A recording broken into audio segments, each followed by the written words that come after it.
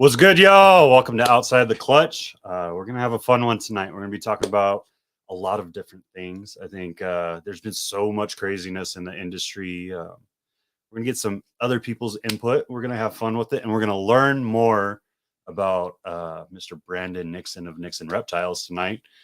I have thoroughly enjoyed these past couple of weeks. We've had some great guests on. If you haven't had the chance to check those out, make sure you go back.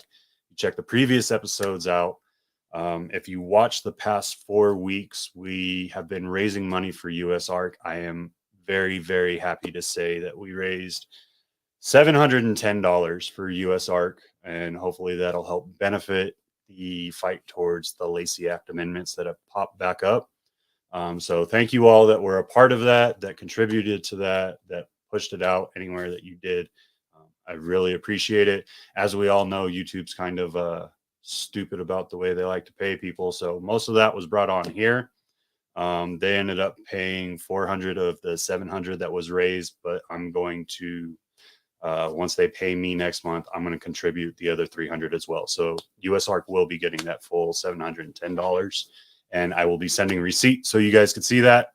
Everything's transparent. Let's kind of just jump into the love for the people here hanging out with us tonight. We got Will from Will's Hella Heat. I'm waiting, man. Like, I'm watching for notifications. I ain't seeing nothing yet. It's about time. Let's do it, Will. Let's get it done. Arvin, what's good? What's good, my dude? Oh, man. Lizard Morphs. What's up, man? I'm really enjoying those Bronx Down Under. You guys are freaking hilarious. Leviathan Snakes, I hope you all are good. I know why you're here. You're all here for the sunset talk. Guaranteed. I know it's such a pretty morph. William Sanford, what's going on? Thanks for checking us out tonight. I think this is your first time here, if I remember right. I don't think I've seen you before. Mr. Kent, he was a guest here recently. Make sure you check him out. Him and both this knucklehead that I love dearly, Mr. Matt Summers, just did an episode on on Kent's podcast. So make sure you go check that out after this. Don't leave yet. Check it out after this. I am always late, Matt. You should know this by now. Bearded Balls. Family is coming up. Mindy, Fam Bam. Hope you're good. Hope you're good. Hope the whole family's good. I miss you guys. Got to get a talk in soon. My favorite reptile podcast, Ray, Blade Everything. I hope you're good, dude. Hope you're good. I'm really enjoying your show too. I think it's gonna have a lot of potential, man. You just have a good time. Anywhere you're at, you have a good time. I'm proud of you. Kaiju, what's going on? What's good? Green Line Morphs, what's going on? Thanks for checking us out tonight. Hey, y'all, look, it's Rusty, not Randy, Rusty. I can't believe I did that last week. If you haven't checked out my buddy, Easy Day Morphs, Rusty, he's a great dude. He was the last episode. Make sure you check him out. He also sent us a phenomenal female. If you haven't seen that, check out our IG. And I just want to thank you again while you're here. Absolutely phenomenal female. I cannot wait to put her to use. So let's jump into it. I don't want to take up all of Brandon's time because he has lots of snakes to clean up after. Though I'm sure he's a very meticulous man. He probably did it already, like every good keeper should. Speaking about cleaning your snakes, you got to have the right husbandry. I preach it. I say it every week. Please, please, please. We got to give our animals the best so that we can get the best out of them and so that they have the best life. So you got to have the right tools to do the right job. Here at Outside the Clutch, we're honored to be sponsored by VivTech. Are you ready for innovation? Tired of the same boring product that's been used for 30 years? Ready to give your reptiles and amphibians the UV they really deserve? Then look no farther than VivTech. Their 3-watt LED bulbs provide the UV rays your animals have been missing. With 3 bulbs to fit your pet's climate needs, plus a dimmable feature, it's the only bulbs we use for UV. And it's the only bulb with a 2-year warranty in the industry. Plus now you can monitor all your pet's husbandry from your phone 24/7 with their sensors and even ship your customers' animals in their custom bags. So what are you waiting for? Go to vivtechproducts.com today. Use code FCLUTCH0322 for 15% off and provide your animals the best care they've ever had. And we all know you have your choice of substrates you can use. We have papers, we have aspen, we have cypress, we have all kinds of coconut, but we all know there's really just one kind to go with. Are you ready for the best coconut substrate in the game? Then you gotta get ReptiChip. First off, it's America's chip because it's veteran owned.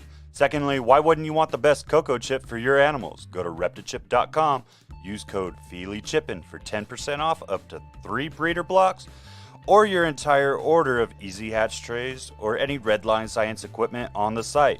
Limit 1 coupon per customer. Or reach out to me as a representative in the El Paso area, and don't forget to join the Reptilution, where all profits go to helping those in need within the reptile community. Show Me Snake shows. If you haven't checked out Show Me Snake show, what the heck are you doing? You've been missing out. These shows have been going on for years now. They're flourishing. I'm seeing so much potential in West Texas. I cannot say it enough. West Texas is having a great time at these shows. I hope if there's one located near you, you're checking them out. If you haven't heard about them, you got a chance, go to showmesnakes.com and you can pull up their list. Next weekend, they will be in Jacksonville, Florida, Davenport, Iowa, or Chattanooga, Tennessee. I actually used to live there. It's a beautiful place. So if you're in like that lower southern east portion of the states, you got a couple of choices this weekend. Hey, make a little trip, go check one out. And we're gonna get to it, man. Like I've been holding him back there. I think he's ready for it. I know I'm ready for it. I hope y'all are ready for it. Let's have the man of the hour on, Mr. Brandon Nixon of Nixon Reptiles. I didn't even get a smirk out of that, dude. Yeah. Not even a smirk. Serious. Most of the time. Probably too much for my own good. It's okay, man. So tell us a little bit about yourself, man. What makes Brandon before snakes? Like, what would you contribute? Who you became to? Honestly, I don't even know how to answer that question. I feel like I'm really boring. So that's fair. I mean, we all can be. So yeah, what did you? We'll go into the background a different way then. What did you kind of do before reptiles were your thing? I mean, as everybody else, I mean, reptiles have always pretty much been my thing, you know, but I mean, much like you know, spent time in the military. Like I was in the Marines for 8 years. During that time, my parents took care of like the 10 or so boas that I had when I was overseas. And then whenever I came back, I got everything back, and then they just went with me wherever I was stationed. So pretty much was that. And then I, you know, got out of the Marines in 2012, kind of hung out for a little bit, did some stuff for like fitness photography. And then after that, I was just like, it wasn't for me. I'm not really the type to put myself out there and kind of say, hey, like, look at me and be like obnoxious about things, which goes to probably the boring kind of attitude. So it's like, for doing something like fitness photography, you need to be very like extroverted with like yourself and putting yourself out there. And that's just was never me. So I was looking into like other things I could do. And that's when I decided to go to school for ultrasound. So I do ultrasound, and, you know, then, you know, that kind of helped once I finished school to get the collection kind of going more as far as like financially, like get the projects I wanted, needed.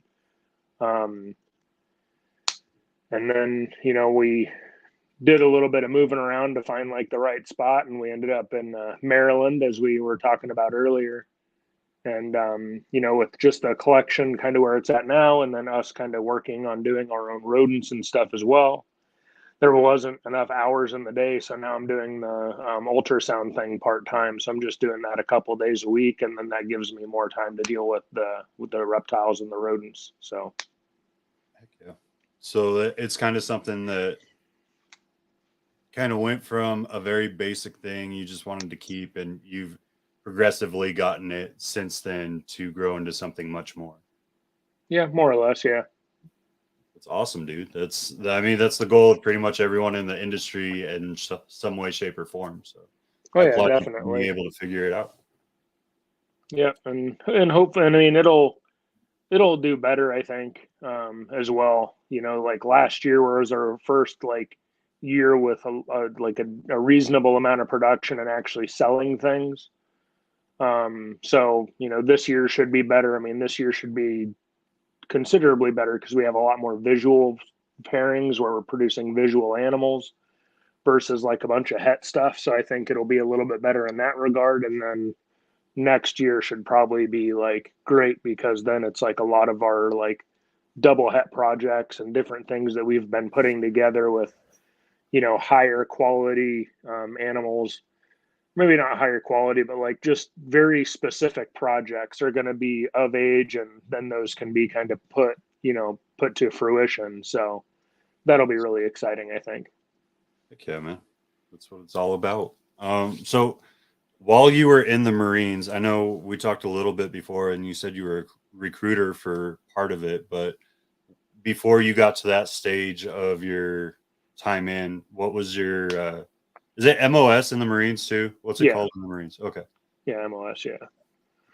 So yeah, I didn't do anything cool like Randy, but I'm not gonna live that down. yeah, it like had me confused because I was sitting there thinking like, man, like I don't know. Yeah, I was like confused about his like I don't know. Yeah, it's like I could swear his name wasn't Randy, but yeah. Either way, I didn't do anything That's cool like why he I did. never made it to recruiting because I can't Yeah, remember names. I never did any never did any donkey rides or any other crazy stuff that he was out there doing. My job was 3043, which the title for it, supply and administrations.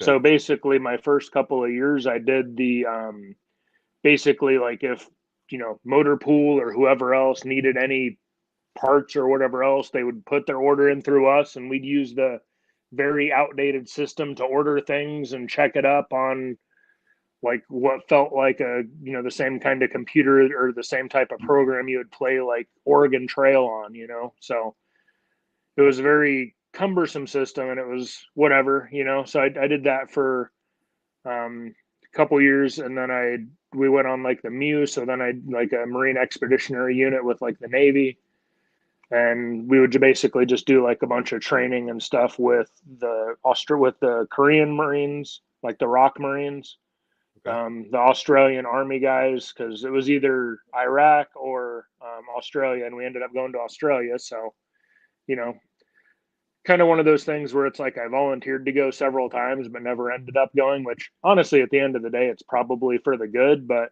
if you join the military, I mean, you want to do your part. You know what I mean? You sign up knowing what that is. So, No, very much. but but yeah, so we did, you know, just did a couple little deployments and stuff like that, going to some fun places, and then after that, a little bit of time in South Carolina to continue to do like my supply type job, and then that's when I did recruiting in Chicago for a couple years, and then from there I went to San Diego, and then I did accounting out there for the Third Marine Air Wing Division. So I actually really enjoyed that office. I mean, it was basically just balancing budgets and approving like TAD exercises, and you know, balancing like receipts and stupid stuff like that. But I like that stuff because like the numbers don't lie. You know, it's either Right. yes or no or black or white. I mean, there's no like questioning what something is. It either is or it isn't. So Do you ever have that time where you had to get an account balance for one of the commanders so they could get their funding for training and just be like, well, you were a dick to me today, so let me just push that up. no, most I mean honestly, and most of the time it's like you don't even look at the names. I mean, you just Right. I mean it's just a matter of like the numbers. So it just kind of is what it is. And our boss, he was awesome. He was this like really overweight like Jewish captain, and he was just like the coolest dude to like hang out with. He was like super funny. He was not what you would consider like Marine like in the slightest, but he was just, he treated everybody like great. And it was like, as long as you came in and as long as you did your job, he literally didn't care what you did, like anytime, you know. And same thing with like our staff sergeant. He was the same way. It was like, as long as you just came in and did your job, it was just, I don't know, the best. I don't know. It was Oh, just a great environment. I think that's awesome because it really gave you the opportunity to understand logistics before you jumped out into the world, man. Yeah, but you know, it's like the thing that's like great, and I think everybody, regardless, should spend some time like in the military, depending on, you know, regardless of the branch. It's just a good experience for you. Um, but at the same time, it's like whenever you get out, it's like I wanted to, you know, maybe do something in accounting, but it's not like I had like my CPA or anything. Right. And it's not like I was trying to go to school for like my bachelor's degree or whatever in like seat in like accounting and then take Oh, my like bro. CPA license or Bro. anything like that. I You got know, my it's like, associates in it. It was the worst thing in the world. yeah, I, see, I so it's looked at like, spreadsheets all day for yeah, years. so whenever, you know, so that's why it's like whenever I was out, I was like, man, like, you know, I just kind of was doing more with the boas at the time.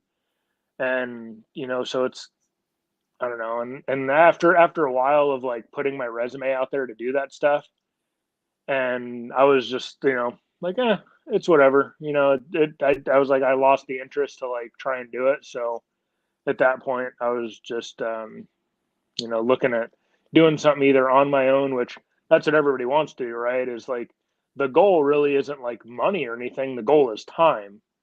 You know, it's like if you could make enough money to where you can pay for the things that you need to have and whatever else to just like we were talking about before, like the minimalistic basic stuff. It's like Mhm. I don't care about cars and toys and like any of that other stuff. I just want to be able to hang out, go like enjoy like time with the people that I care about, and that's it, because that's all that matters at the end of the day is like time with like your family and friends. Like none of the other stuff matters. Like I could care less about having some bougie car or whatever else, because it's like that's, I mean, that's just not important to me. I mean, some people obviously collect or like cars as much as we like snakes, Right. but it's like the car doesn't bring me happiness. The car gets me from A to B with somebody that I care about to go do something that we want to do together. Oh, So I I don't I know. love that. I think it very much depends on the person and the bring up, right? But I think that's the overall goal. And whether, like you said, whether it's snakes, whether it's cars, whether it's um, whatever, there's so many different collectibles like comic books, freaking Funkos, whatever you want to call it, houses. I know people that collect houses for a living. Yeah. Um, but it's just it's the size or what it is, but in all reality, it's all about what it brings you internally. So I'm glad Oh that yeah, you for found sure. something that, yes, Pokemon cards. I have a bad habit with that, and it's my wife's fault and my kids' faults because they really liked it, and I wasn't allowed to have them as a kid. So I played into their wants and desires too much, but um, it's a fun thing. Like my kids enjoy it. My wife said enjoys it. I like the cards. I get a little bit too nerdy, and so there's this website called TCG Player for anyone that doesn't know, and they give you the listing of every set ever made, and every time a new set's coming out, I have an issue of like running through it. It's almost like when someone's about to launch a new morph, right? And they're like, okay, I'm Hmm. finally releasing it. Well, this is the price point I want, and this is what I'm thinking based off of what other price points are. And so, like, it's doing your back work, homework on something, right? But I have an issue with it. We have, I think, like 30 freaking, those card Like binders, collection yeah. binders. We have like 30 binders of cards at this point. And I was like, we need to just take these and like grab all the bulk and just give it to one of the local stores and just get it out of the house. We don't need all this. Yeah. I have a buddy of mine. I'm sure you've probably seen him around or whatever, but Alex from Boa Republic. Like he's like a collector of some of that stuff too. But I think his is like the Magic the Gathering cards or something. Mhm. And he's told me like some of those things are actually like pretty valuable.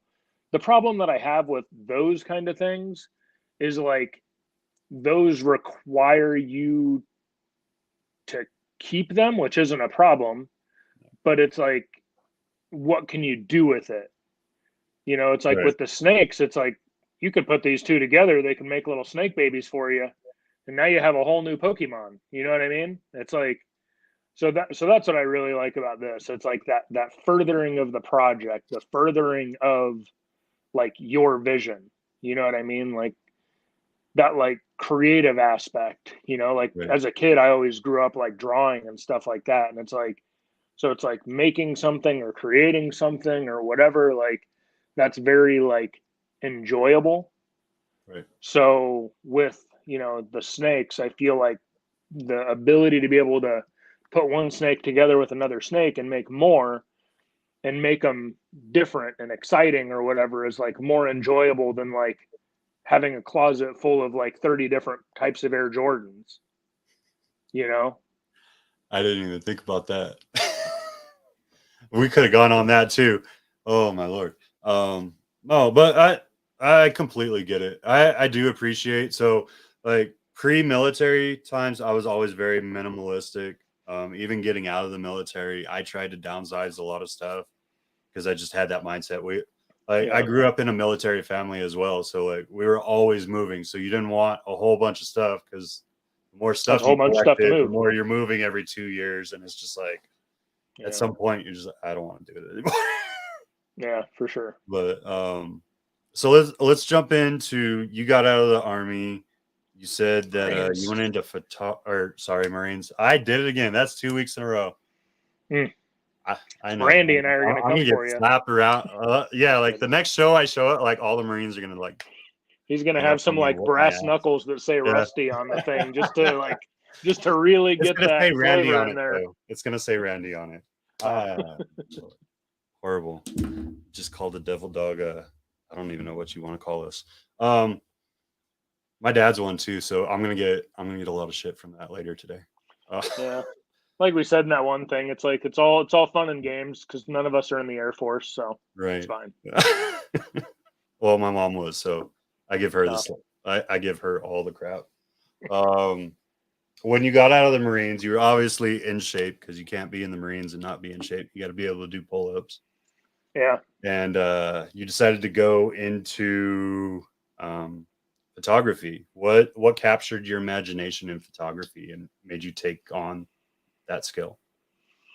Um, another Alex buddy of mine actually, because he was into photography and I was trying to figure it out to photograph the snakes.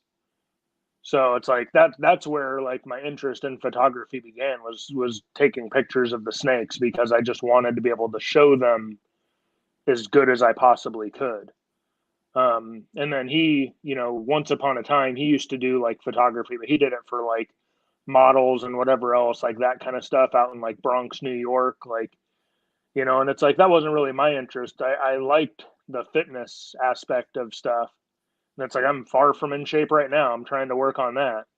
But, you know, it was like it was a realm that I kind of knew and I kind of understood. But at the end of the day, like photography of any kind, like I did wedding photography for a while and that was like fine, but photography at the end of the day is a luxury item, you know? So it's like you're basically hoping and praying that you're going to have, and some people are really good at that, but a lot of that stuff comes from being very like, um, not like forgetting the word, you know, very like outgoing and whatever else Mhm. to be able to make connections, to be able to have like gym access or warehouse access or boxing gym access or whatever else.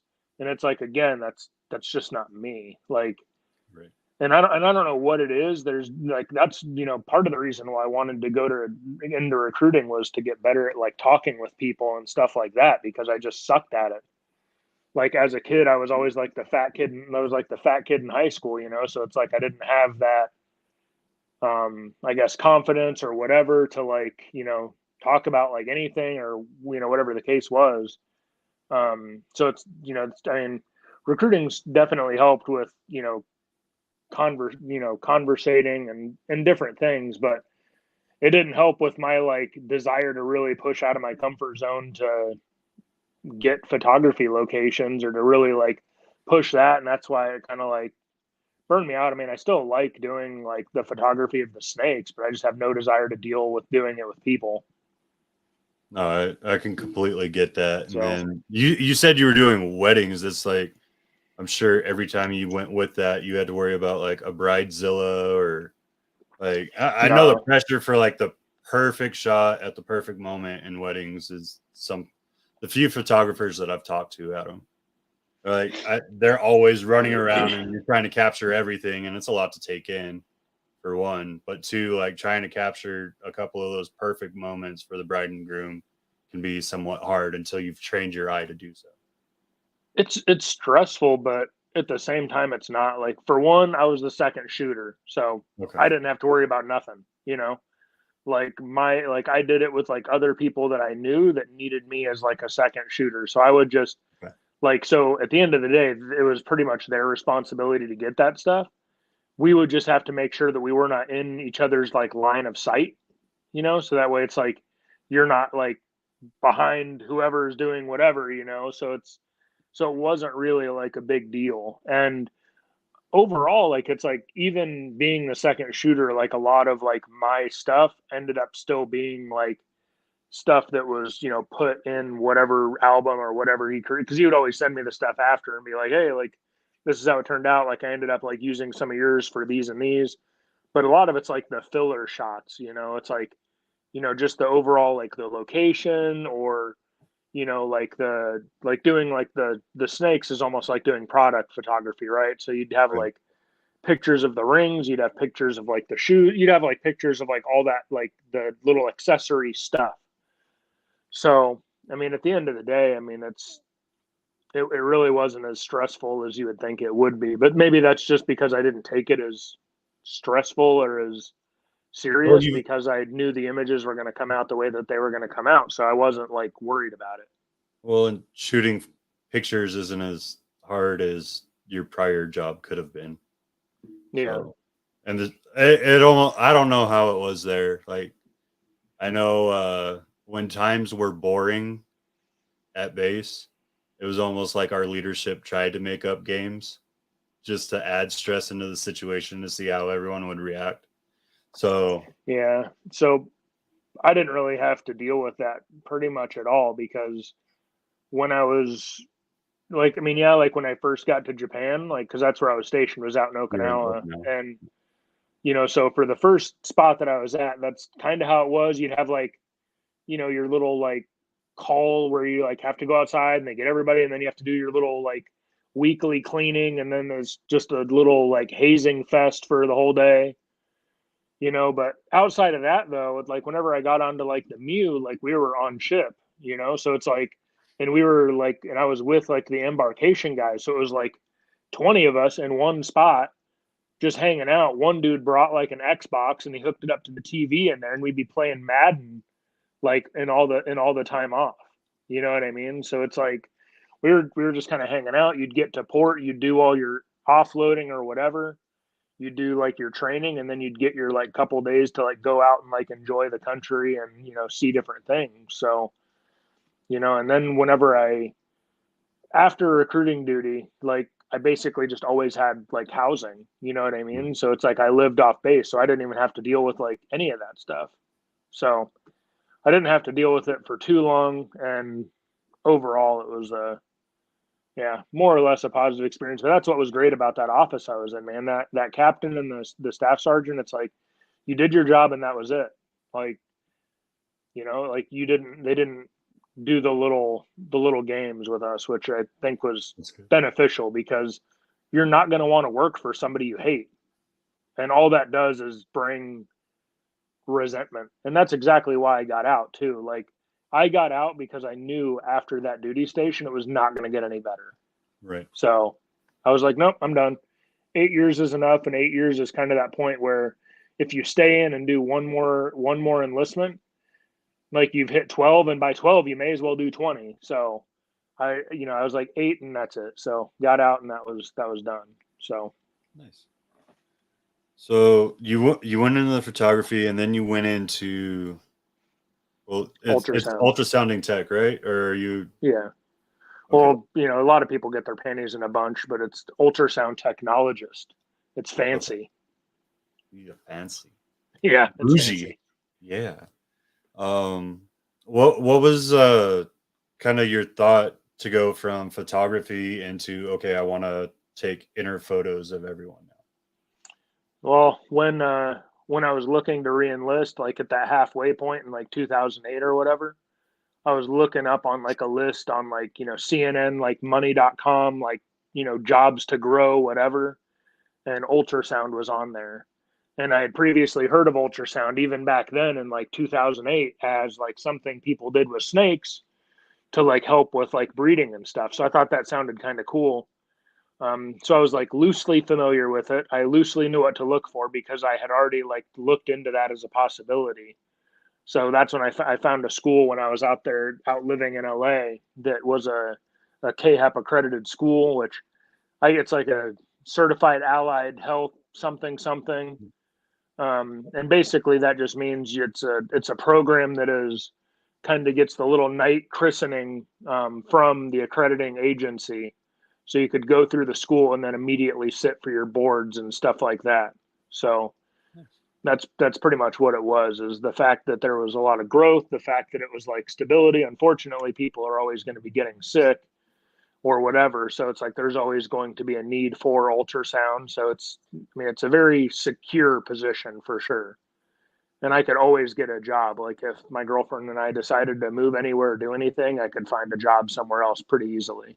So 100%.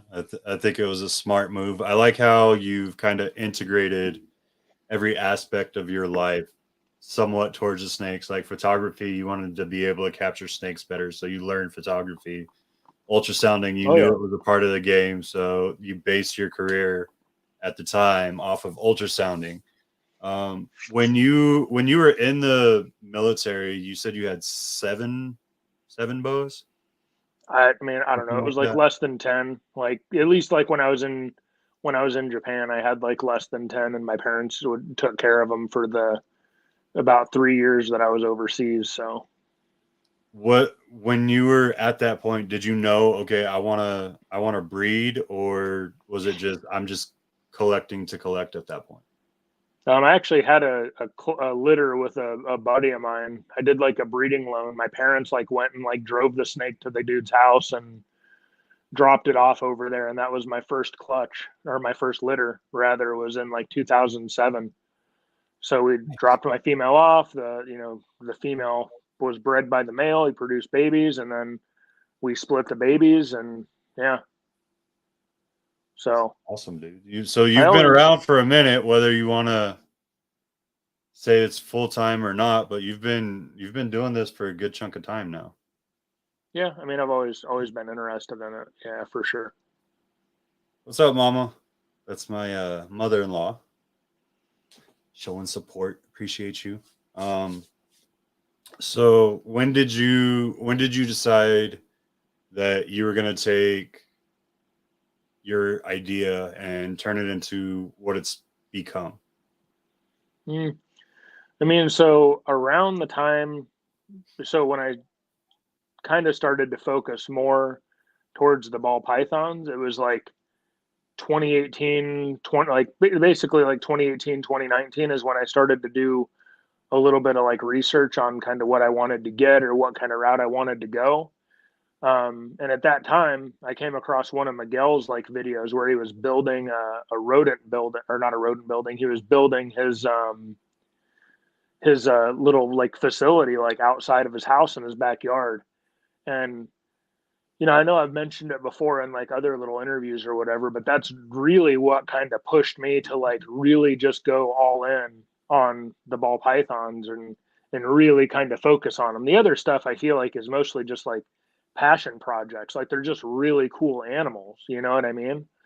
Um, so I was seeing that he was doing that, and I was seeing that he'd only been doing it for a couple of years, and I was like, man, like I've been keeping these boas for this long, and there have been people that have been super successful with them, but for me, it's been very like off and on, kind of spotty. It's like sometimes, and I partially contribute that to a lot of moving around. It's like Right. you move from this spot to this spot, like like I went from my parents keeping my snakes in Colorado to moving to Chicago. And in Chicago, I actually had the best luck. I produced like 10 litters in 1 year, but then I went from there to San Diego, and then I had like 2 years, 3 years of nothing. And then I went back to Colorado and had like 1 or 2 litters. So it was like very like, feast or famine with those, and I thought, man, I'm like producing them and I'm selling them, and then I'm like, kind of, it's just helping me fund like, figuring stuff out, but once I, decided to really push like 4 to the ball pythons, I feel like I was like, man, like it just opens up so many more doors. It opens up like so many more opportunities, like the color palette, the patterns, like all of it is great. The only thing that kept me from doing it for so long was the feeding. Like What was it I'm about the just not feeding?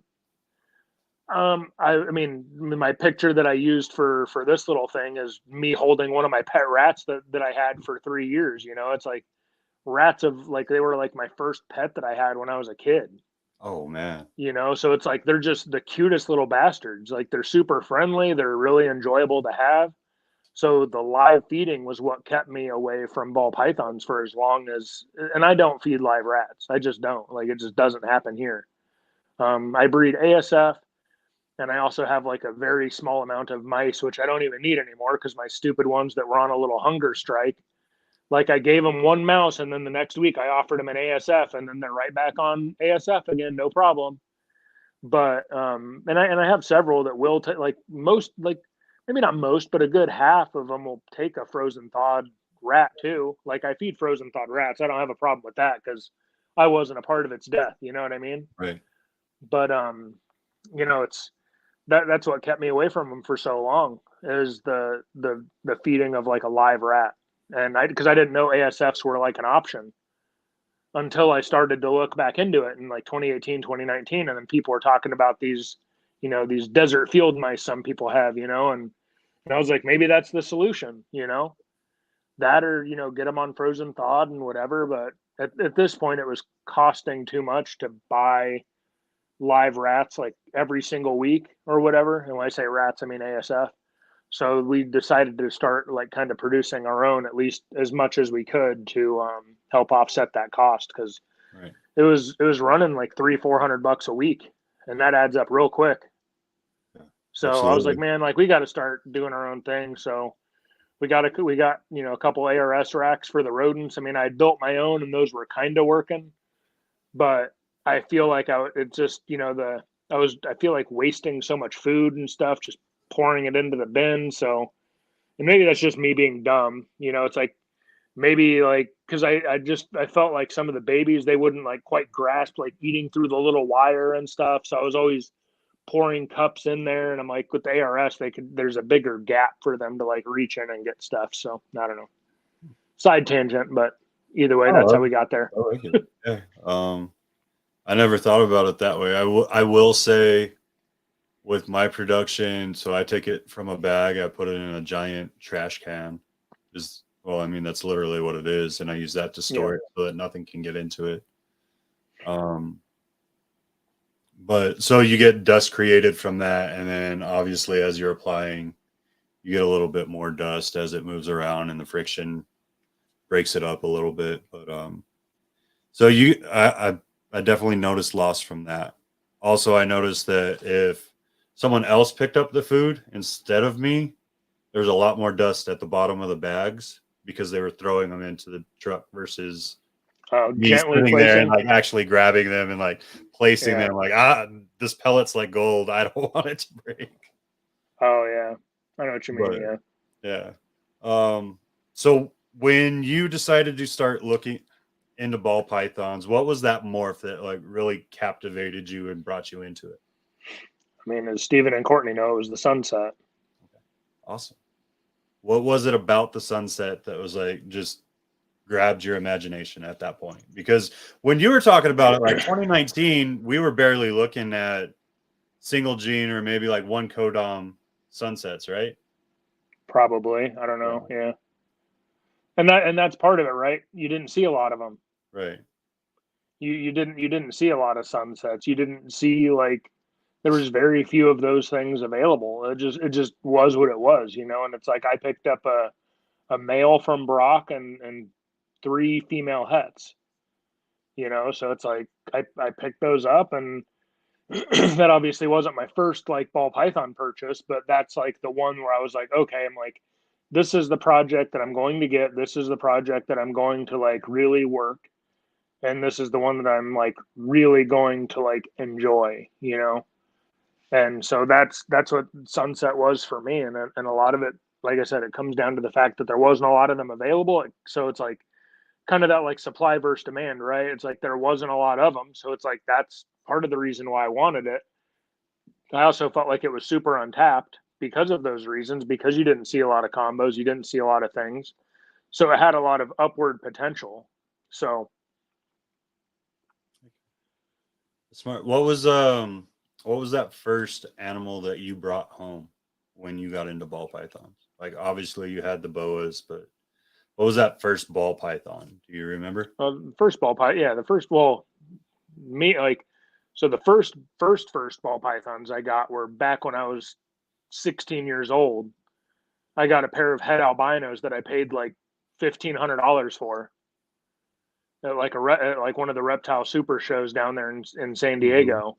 So that's me saving up my weekend job money for a very long time to be able to buy some het albinos. And they got to a point to where they were starting to where they would need to eat rats, and they weren't eating frozen thawed rats. So I traded them to, you know, Mike over at Basically Boas for a couple of boas. So, you know, that it was kind of an interesting thing. But whenever I was getting into them, I picked up just a regular clown female who still has yet to do anything for me, as nice as she is. So, is what There's it is. always one, man. There's always Yeah. Hopefully this year she's like 15 millimeter follicles and she eats like a champ. But last year she completely reabsorbed on me, so this year I'm gonna try and see what happens again. So we'll find out. So you knew you wanted to be into sunset. You've had a little bit of photography. You've had ultrasounding experience at this point. How long did it take you to go from like that hands-on approach to ultrasounding once you decided you wanted to turn this into an actual business? I mean, it was last year is when I bought my ultrasound like for the snakes. And I mean, I've always wanted it to be like a business. I mean, even like my mentor, like whenever I was like in school, like he would ask me, he's like, oh, so whenever you know, finish and you get your licensing and whatever, he's like, are you going to have less snakes? And I was like, no, I'm going to have more snakes. Like, I have like more money available to me. I have more resources available to me. Like, you know, it's my goal with the ultrasound was to help fund my like reptile obsession or, you know, hobby or whatever. You know, it wasn't to, you know, and that's the one thing that is kind of bad about like my job. Like my fiance, like her job, like since she's been like where she's at, she's gotten promotions both in like position and money. Like for me, like I've basically been making almost the same amount when I first started as like a new grad to where I'm at right now. Hmm. And there's really not much room for it to go up from there either, because guess what? Like ultrasounding a leg is still going to be ultrasounding a leg. You know what I mean? Right. Like there's not a reason to like I mean, you're not getting any more work out of me or whatever. There's only so many patients you can see during a day, and there's only so many things like each individual facility does as far as like ultrasounding goes. So it's not like there's a lot of room for growth in that way. It's like you pretty much just have what you get paid, and that's kind of what it is. And at that point, that's also kind of when I was like, man, like I need to like really put some effort into like the reptiles and the snakes and get it to a point to where it's enough to where it would basically cover what we would be making like work wise and job wise. You know, with how much time it takes up, it's like you pretty much have 2 full-time jobs. So Right. that's when we came to the point to where it's like, okay, well, I'll do the part-time thing. And then that way, and it's like, and I still like, even if like the snake thing brings in like an absurd amount of like finances, like I will still continue to do the ultrasound job and just continue to do it like the couple days a week because I genuinely do like enjoy it. It is like an interesting job. It's nice to be able to help people out and to help figure out things for them, but it's not something that I want to do 5 days a week. And it's most certainly something I don't want to do for the next 30 years because that's just exhausting, man. It's like, that's what I think everybody in the reptile like hobby that wants to make it some form of like a business, like they just want that time to be able to enjoy the animals and enjoy their family, and that's, where I'm at, where, my fiance, she understands that that's like the end goal. So, So for all your friends in the industry that know that you specialize in ultrasounding, how often are they hitting you up when they can't figure something out? I mean, ultrasounding snakes is really easy. I mean, it's pretty touch and shoot, or point and shoot, however you want to put it. Yeah. But So the hardest thing I mean, I made like a YouTube video like a year or two ago now, and it's like I feel like that, like if they have any questions, I just usually send that to them, and I'm just like, look, man, like with ultrasounding the snakes, like here's the thing, like if they're really small follicles, it's not going to matter anyway because they're either not developing or they're just hard to see. Like if I look on some of these females and I can't see the follicles, clearly they're not big enough to be important. So I just keep it moving. I'm not going to spend 20 minutes to find a little like half a centimeter follicle. I mean, it's either there or it's not there, no, I get it. and Well, so so it's, I say that because the guy that's I'm kind of mentoring, we've found 3 males in his collection that he was sold to as females while we were ultrasounding. uh, So we went through and I didn't see anything. I was like, if you're not finding even when they're follicles, try not popping doing them, see if you'll anything, find you something should see else. a follicle still. Like it's not going to be huge, but you're going to find something. And Yeah, I'm like sitting there like residuals. half an Yeah, hour trying to look for it. And I'm like, this isn't a female. They're like, yeah, well, are you sure? I was like, watch this. And freaking pop it in front of him and start getting sperm plugs sprayed everywhere. And I was like, told you. yeah.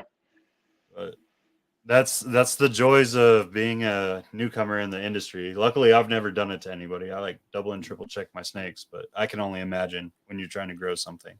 Yeah, I check them like multiple times as a hatchling, and then after that, they don't go anywhere without their like little ID card on their tub. So I know who they are, and that's just what it is. It's I don't get anybody mixed up. I mean, they stay right there with their card. They get a new tub. Their card goes into the tub before they go into the tub, and then the tub closes. So it's and I because I that's my biggest concern too. I worry about missexing, because they're like the whole popping thing is like a little bit of a thing to get a track of.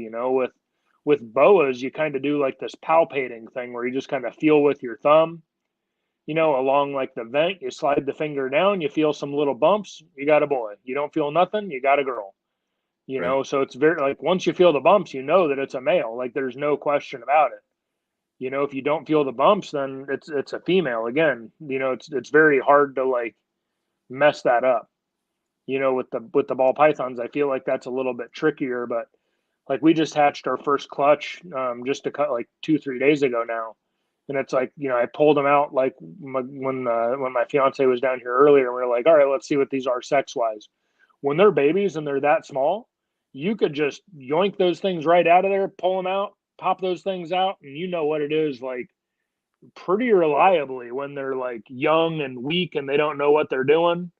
It's Yep. whenever they start getting older that they are a little bit more resistive to your advances on their private parts. So, You said that so nicely. yeah. Well, they don't like it.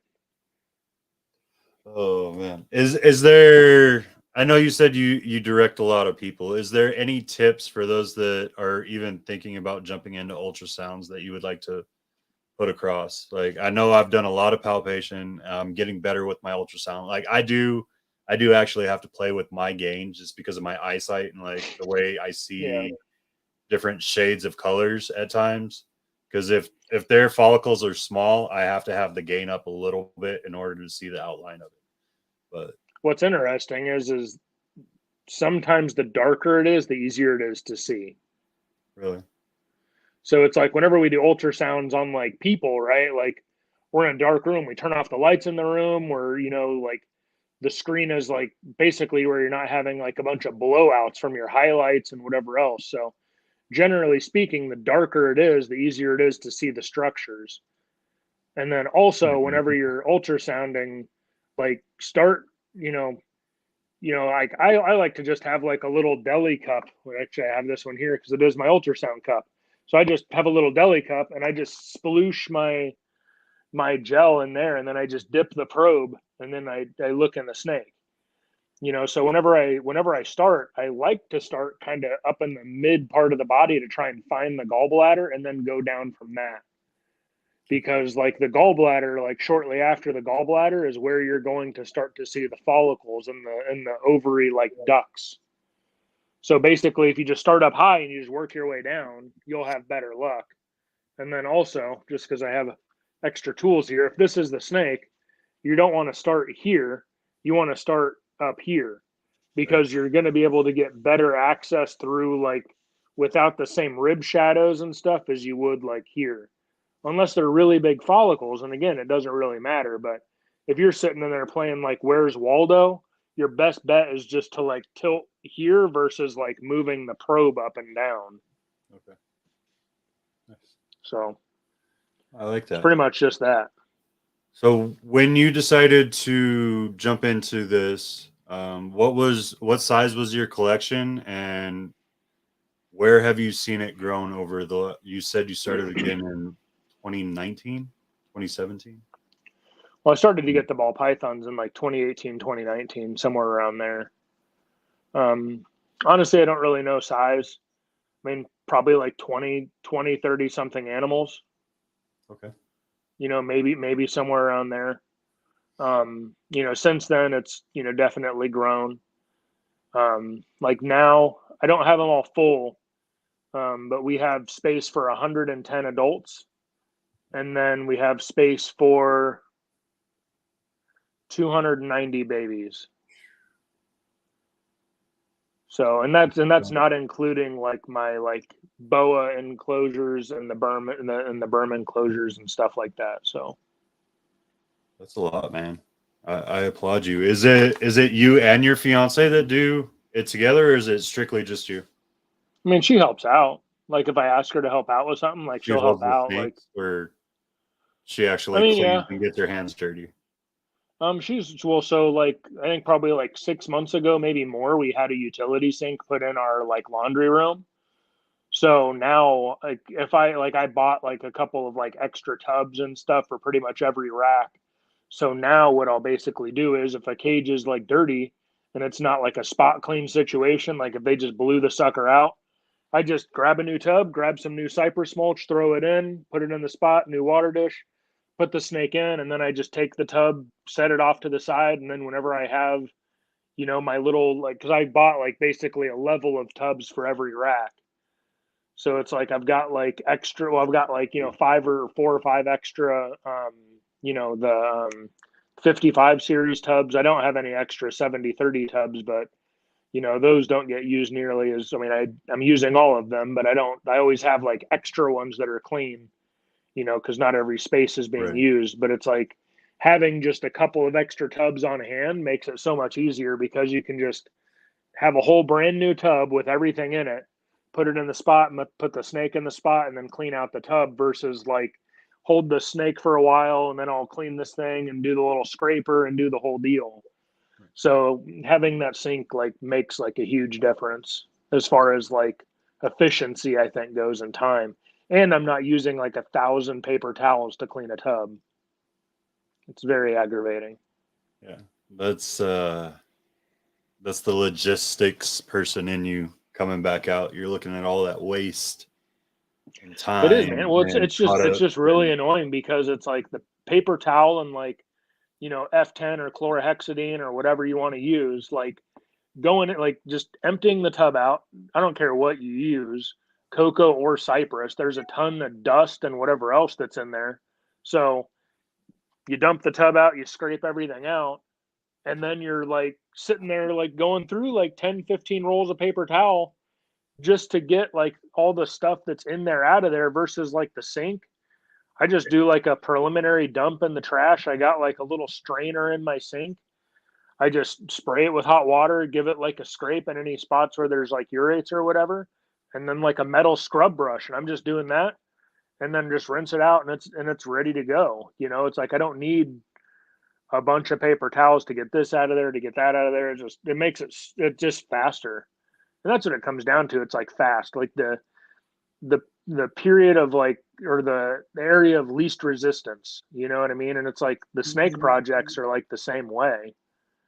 It's like you want like the least resistance as possible. If you could breed like, like a clown to like a het clown, like there's less resistance of producing a clown.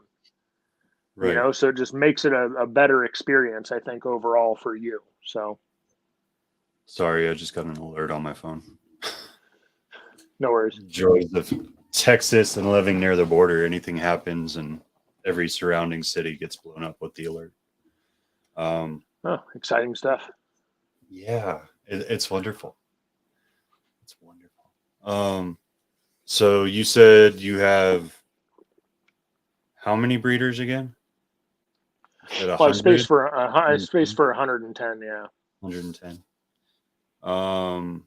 How many are you currently breeding? Do you think you're going to eventually fill that all the way up or potentially surpass that? Or is that kind of like where you figured out with your time management, that's what I can handle? I just don't really want more than that. Like, I mean, I think like, so I've got 255 series, so 55 40s and 170/30. So those are basically like the racks that I'll use for the ball pythons as far as like for the adults and stuff. And it's like, and I have like, I don't know, 1, 2, 3. So I have like 3 open spots on my 70/30 and like one, and then a couple on my 55 series. But it's like, it's like my other one I have, it's like all my 22s that are growing up, so it's like they're, just hanging out, but they're, like plenty of room to roam. But it's like I don't really want to surpass that number because I don't really care to have that many things. And I am actually narrowing down on some of my projects just because there are certain things that I want to focus on more as I've just developed them or whatever. And it's like there are certain things that I'm like much stronger in, right? So it's like this year I made the decision that I want to push forward a lot more with my Ultramel and my Monarch type stuff as far as like my color palette stuff goes. Right. So I'm going to probably be letting go of like my lavender stuff and my candy and albino stuff, because I just want to put more focus on those specific projects. So at the end of the day, like those animals are going to go and then they're going to be replaced by stuff that I'm holding back or stuff that I've produced or whatever, so it's like I would like to continue that kind of method. And at the end of the day too, like, like my like this year will probably be the last year that I pair just my sunset male to my het sunset females, because I don't want to be in competition with the people that I have sold my sunset and het sunsets to. Like there's no reason whatsoever for me to be in competition with them to produce regular sunsets. There just isn't. Yeah. It's like it's one of those things where like I don't know, I feel some kind of way to where it's like my success is their success, right? Like if they are successful and they got a sunset from me, or if they got het sunsets from me or whatever, and if they breed those animals and they produce sunsets, like I want them to be able to sell those. I want them to be able to make those profits, and then they come back to me and they're like, hey man, like I ended up making some sunsets or whatever, and I sold one, and it looks like you have some like sunsets het for pied or something along those lines. And now they're like upgrading their sunset stuff, you know, so it's in that perfect world, I would hope that I would also, you know, basically be in that situation where, you know, that would kind of be the reality, you know, for me too. Like I'm picking up another sunset male from Brock, which is going to be an upgrade from my sunset. It's a sunset for hypo. Nice. And, you know, so it's like I'm Okay. picking that up because it's like I have other things that I could potentially want to take that animal to progress those projects. I don't know what I'm going to do with my regular sunset male. Honestly, I think the dude's just going to live here in retirement and just hang out because I don't want to sell him. Like, I don't care to sell him. He like did so good for me and he like helped me build my collection. I'm definitely more sentimental. You know what I mean? Like, I'm not just going to, you know, out of here, peasant. Like, no, dude, like you friggin' did like an awesome job for me. And you're, you know, it's like you deserve to just live here and just enjoy the rest of your life and just hang out and just be like a cool pet. Like, what does it cost? It costs like a rat a week to take care of a snake. You know what I mean? Like, and I feel like at the end of the day, like we owe it to the animals for like our success. We really do. Absolutely. Like they're like ability to thrive in these conditions and do all these things are what make us successful. They're what gives us independence or freedom to do whatever we want to do or accomplish. So it's like, you know, and it's like I don't necessarily like I feel that way about all the animals. Like my like the lavender stuff I have a buddy of mine that's interested in it. And I only have like one male and two females. So it's not like I have like a huge assortment of like lavender stuff.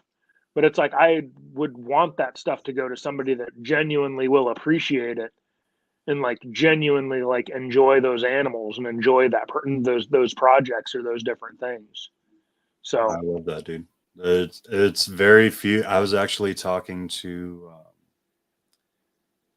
Randall.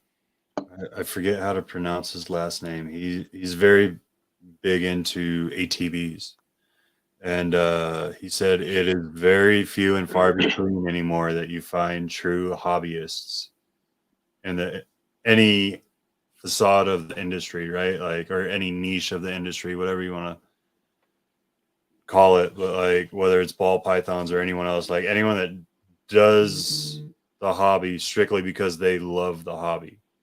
yeah, So the fact that you're like, obviously we know with you having a proven breeder that's thrown sunset after sunset after sunset for it, you to he be able to he he produce produced and say, he hey, produced 13 clutches last year. yeah, to be able to say that, He's a friggin' champion. yeah. He's like a Viking warrior out there just pillaging villages. You know, he does awesome, but it doesn't matter. Like he can just hang out.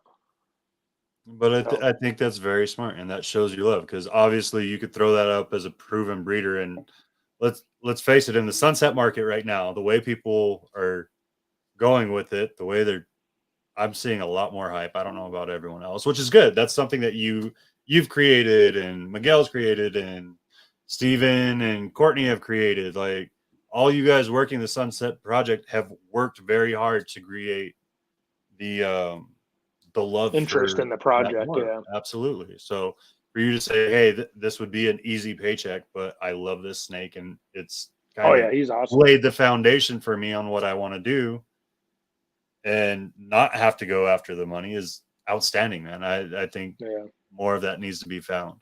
I know there's probably some people that are going to listen to this and be upset and be like, well, I really wish I could get my hands on that snake now, but I love that. Like I Yeah. personally love that. You know, and like likewise too, right? Like if I have like a friend of mine that's like a legitimate like friend, you know, because there's definitely people that you conversate with like in the hobby and whatever else. And then there's people that you're like, you know, it's a friendship that's been sparked out of, you know, the animals or whatever. And then it's more of a friendship that's also outside of the animals, you know. It's like I'm not opposed either to just sending them over to like a buddy of mine that I've known for years and let him do a couple things over there and I get a couple kickbacks out of the deal. You know what I mean? It's like it doesn't hurt to have him and it never hurts to have a backup male just in case. And And I feel like he would be that, that dude that That used to be perfect on one. active duty that now he's in the reserves, and then they call him back in and he's just ready to go. He's he's like, my time has come back into the fields. All those 40-year-old plus men that just miss the war times. We called them red hatters in the Marines. Uh, Yeah, when I was on recruiting duty, we'd always have the red hatters that would come into the office and just start chatting it up. Yeah. oh man. No, I think that's outstanding. So I have to ask, if you don't want to let it be privy, I understand. Have you put it in a monarch yet? I mean, he's had an introduction. Okay. So, and he's a champion. So, whether or not the female does anything, we'll see. Whenever I ultrasounded her, she was like 7 millimeter follicles, but that was like before introduction. And she's like 1,500 grams, so she's not huge. I mean, my sunset male is probably like 1,800, 2,000 grams. He's a big bastard. So yeah, but I mean, he eats during breeding. He does, like he doesn't stop eating. He's just hanging out, and it's on her at this point. Whether she goes or not, I don't really know. I would prefer her to go just because Right. I would like to have that on the ground. I would also, at the end of the day, you already know someone like Justin is already doing it. And you Right. already know he's taking like a sunset clown to like a monarch het clown or something. So it's like I'm 100% not going to be first to the fight, and I'm also not going to have like the best combo. I mean, I'd be working on simple double hets because that's what I got. But at the end of the day, it is a step towards that. Now, if she doesn't go this year, which, like I said, it's a crapshoot whether she does or not, she'll probably go next year. And it doesn't really matter which sunset type male that I have for that. But at the end of the day, I want to do all the same things that I plan on doing or, have already done with sunset and ultramel as I will do or would do with sunset and monarch, because I would like to see the comparison between the two. Oh, I didn't even know that's how far. I'm gonna be honest. I don't watch ultramel stuff at all, which I probably should a little bit more since it's a close palette. Even though it's not the same palette, it's a close palette. But I've been talking about Sunset Monarch stuff since I got my hands on Monarch.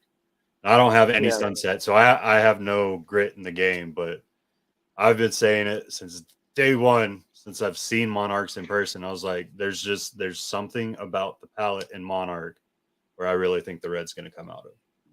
Well, I don't I know agree with why, you. but I really think so.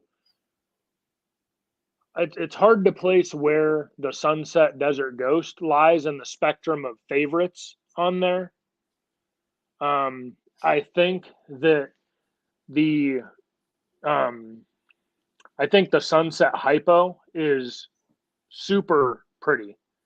I think the Sunset Hypo probably looks the best, and so far it kind of seems like it has aged the best. The Sunset Pied and the Sunset Clown are kind of like right in the middle for me, I feel like. So it's like Sunset Hypo, Sunset Ultramel, Sunset, Clown Pied, like in that area. Like they're kind of both like neck and neck. The problem that I think, so I did and the female's going to ovulate here pretty soon, hopefully. But I took my Sunset male to my Ultramel Pinstripe Cryptic female. So she's a cryptic. So she's like not a Krypton, right? She's a cryptic. So I think that the cryptic sunset is potentially going to look better than the sunset clown, just because like a clown's base colors are that kind of straw brown kind of color. So it's like, sunset's definitely like my holdback, one of my holdback females from last year. She's going through like an ugly phase. It just is what it is. hmm, At like 400 or 500 grams, I feel like they get a little ugly, and then they come out of that ugly phase, and then they're good looking again. Like my proven male that I'm using, he looks better than one of my holdbacks from last year. It just is what it is, you know? And it's like, That's kind of like the point where everyone says, "Oh, they're starting to look like a turd," and then they kind yeah, of like blossom out of that turd again. And we basically, put yeah. I fertilizer feel, down, and the flower came out of it. and I feel like that's the case, but also you're comparing it to like a bunch of really nice looking clowns that have been perfected over the last like 20 years. That's fair. And Sunset has been around a good number of years, but they haven't done hardly anything with it. You know, there was all kinds of issues, I guess, you know, like Brian's employee like stealing het sunsets and swapping them out with normals or some kind of like wild crazy stuff. So it's like, you know, it's like stuff has not been worked nearly as much as it could have or should have. So the project is not as developed as it could be. And there's a lot of potential for it to do that. And there's a lot of potential in different combinations, but you have to play to the strengths of the gene. You know, like that you can't just expect to, you know, for the same recipe to work with the same ingredients every time. Like Right. it's just not going to work. You know, it's a lot of people talk about monsoon and they're like, oh, it's, you know, some people have a problem with monsoon. It is what it is. Sometimes I feel like people have a problem with a gene that they can't buy or can't afford. 100%. I'll agree with that. And like, dude, like I bought my sunset from Brock and my het females on a payment plan. Like I was sending that dude money every 2 weeks, every time I got paid. Here's money, here's money, here's money, until that thing was paid off. You know, like you could probably talk to any person that's in like a high, oh, yeah, a higher end project, and they most likely will work with you. If they won't work with you, I will gladly work with you for a reasonable, like a reasonable amount of time for and like you know, consistent communication.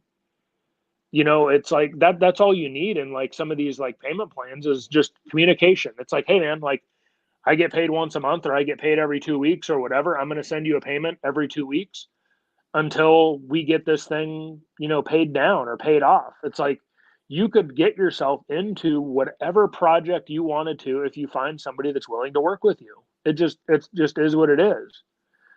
And Brock was great enough to work with me on that, and that's, you know, where, you know, how I got into that. And it's I just think that, you know, a lot of people out there would also do like the same thing, you know, to have people get into that project that they really see a future in. And that's the kind of stuff that's going to make the project better, you know, like more people get into it, like they'll be happier about it, they'll produce different things, like everybody will go like a different route. Like I like the darker stuff in Sunset even, you know, like I think if you put too many bright and you know, I'm going to take it into my white lace stuff that I have too. And it's like that thing is damn near glowing. It's like fluorescent. So Mm. it's but you don't know until you try, right? Yeah. But I'm also taking it into like my super blackhead. Like I'm gonna go both ends of the spectrum. You know, one way is bound to work and it's bound to make some really cool animals. Like that GHI sunset, it took me a little bit to grow on me, but it looked kind of cool. You know, it's like, I mean, you never know until you try. And, you know, the more people that are in a project, the more opportunities there are for people to see something a different way, you know, and if they're all project adjacent, It's you funny know, it's that you like at the brought the DHI Sunset up because that's the one that caught my eye with Sunset, and that's what made me think the capability for Red was going to be there. yeah, because it's, you know, like the problem. So like the same thing happens with like Xanthics, right? Like I have a very nice VPI Xanthic female. She's awesome looking. She's very much like gray and black, right? Now my black Xanthic that I got like from Justin, you know, from Canova, it is not black and gray. It's like off gray. It's not quite brown, but it's like off gray, you know, and it's like that, you know, sometimes that's just how, you know, how things go. And it's, you know, the problem with it's like a pigment thing, right? Like same thing in boas. Like anery boas start out like silver and black, and they're super pretty, And then as they get older, they become like a brownish kind of like maybe color. And so it's like, I think it's the yellow, like the yellow factor that comes into like sunset that sometimes can make it look more of like a rusty color or whatever. But at the end of the day, like that color that's in sunset is the only gene that really produces that shade of color. So interacting with that to make it like balance out or to do whatever to like spruce it up. And that's where something like Monarch or Ultramel, I think, come into play. Because like a Monarch definitely has a little bit more contrast and it's more of like a deeper red, maroon, kind of brown, kind of interesting color versus Ultramel where it's a lighter, brighter kind of yellow, brown, red, like orangey kind of thing. So it's like that's where you get like the variety, Right. and to go back into the strengths of the animal, that's where a lot of people are short sighted with Monsoon. They're like, oh, like a Monsoon clown looks like this and this and that. And it's like, dude, like Monsoon is a very strong pattern gene. Like, we don't need to change the pattern on everything. You have hypo, you have desert ghost, you have exanthic, you have ultramel, you have monarch, you have candy, you have albino, you have lavender albino. And then you can combine a couple of those suckers and make like a hypo exanthic monsoon or a hypo desert ghost monsoon or a ultramel exanthic monsoon. I mean, you could do so many different things to adjust the color palette on that thing and play to the strengths of the pattern. Shoot, I don't know what would happen if you threw acid or confusion into monsoon. It's a really like darkening gene. It also like breaks up the pattern a lot. So it's like there's so many different things that you could do to disrupt the pattern in ways that make sense versus trying to change the pattern completely and then wonder why it's not broken up. It's like it's not broken up because it's a strong pattern. Same thing happens with pinstripe. But you look at that, what was it, the special lace, whatever, Pompeii clown thing that Justin made? That thing had Mhm. pinstripe in it. It looked cool as shit. Like, I mean, you just got to play to the strengths, and sometimes you can get surprised. No, 100%. I think there's obviously a lot of the projects that you're working right now and you're now regaining your focus to. They all have a lot of potential. Like Ultramel, even though it's been more popular over the last couple of years over Monarch, it's very much so untapped. A lot of people are doing really great things with it, and it gives that level. Like I remember the first Ultramel pied I saw. It's probably the orangest pied that I've ever seen. Oh yeah, my I know a ultramel lot of pieds that people, I have are just stupid. They're so beautiful, so beautiful. and then you have people that are really building up. I know Tom got like crazy lucky with Lance's collection when he took his portion of it, right, and hit that triple right away with Monarch. Yeah. But the stuff that he's done outside of just doing that pairing for the triple, um, it's amazing. And then now we're starting to see like the mahoganies. I know Corey Martin put out a mahogany Monarch this year, and it's freaking gorgeous. And then Justin posted a mahogany yellow belly Monarch today. I Or haven't seen those. JT, Yeah. I'll have to take a look at those because that may gorgeous or may man. not be a Gorgeous. direction that I'm going with some of that stuff. Yeah, it's freaking. I think it's playing into the strength of the fact that it's a little bit darker palette. It holds the darks better than I think Ultramel does. I think Ultramel kind of does kind Well, of it like a brightens up and it Vinci. loses a little contrast as it gets Yeah, older for sure. yeah. But the thing that I do like about Ultramel over Monarch is it's very like soft and it's very like pastel and very like watercolor kind of like look to it. And I really like that, but like I'll tell you, like eventually, obviously not anytime soon, but eventually Monarchs and Ultramels are going to be the same price. And it just comes down to which one you like more. Right. Like the I mean, it just, I mean, it'll take a lot of years for that to happen. But there's, like I did a video that I put out just the other week on Monarch and Ultramel. And it's like I have way more leverage because I have way more animals that are in the Ultramel project. And I really like the direction. I really like the things that I have to do there. And I like that I could get into those projects for a very reasonable amount of money versus like, getting into Monarch for the same project. Half of those animals aren't even produced yet or out there, Right. and it's like I definitely prefer the DIY style.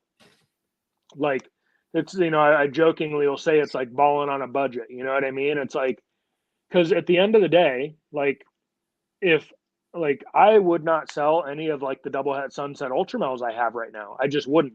One, all my females are like almost 1,000 grams. So there's zero chance of that happening.